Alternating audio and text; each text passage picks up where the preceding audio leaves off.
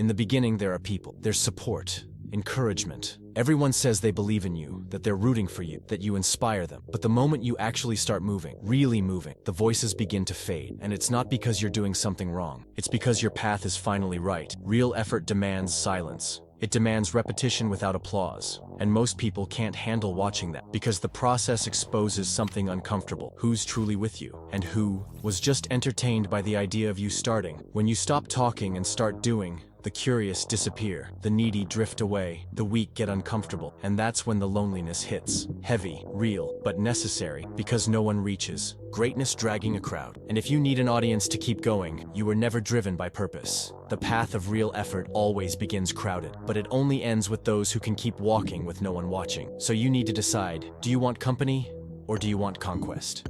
You start walking and suddenly realize you're alone. The messages stop, the invites vanish, the compliments turn into silence, and for a moment, you wonder, did I do something wrong? Maybe this loneliness means you failed, but it doesn't. It's just part of the filter, because the path to excellence is narrow, too narrow for a crowd. The pain of being alone is what separates those who truly want it from those who just liked the idea of. Few can handle the grind without glamour, the progress without praise, the silence without validation. That's why few ever make it. Loneliness isn't punishment, it's confirmation. It's the process, saying, now it's just you, with you. No distractions, no emotional crutches, no applause. Just truth, just effort, just what mattered. Most give up because they crave approval. But those who keep going, those who keep walking through the absolute silence, they're the ones who'll have stories the world will one day beg to hear. But until then, they'll only hear the sound of their own footsteps. And that has to be it.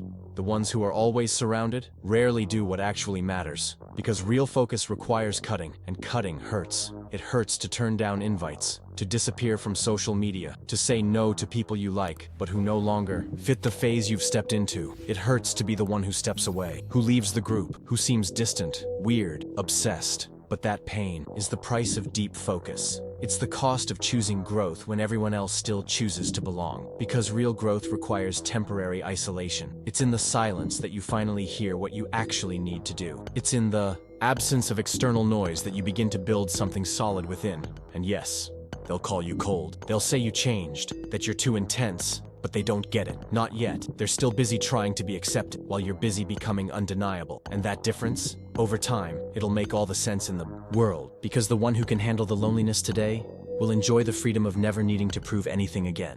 The solitude of the process reveals one of the hardest and most liberating truths you'll ever face. Who are you really doing this for when no one's watching? No likes, no comments, no recognition. Do you keep going? Because that's when motivation fades. That's when doubt creeps in. And in that silence, you find out whether you were driven by purpose or by validation. Most people start excited but stop when the noise disappears. They can't stand the quiet. They crumble when applause goes missing. But the champion, the forged, the one who finishes, they find strength where others find excuses.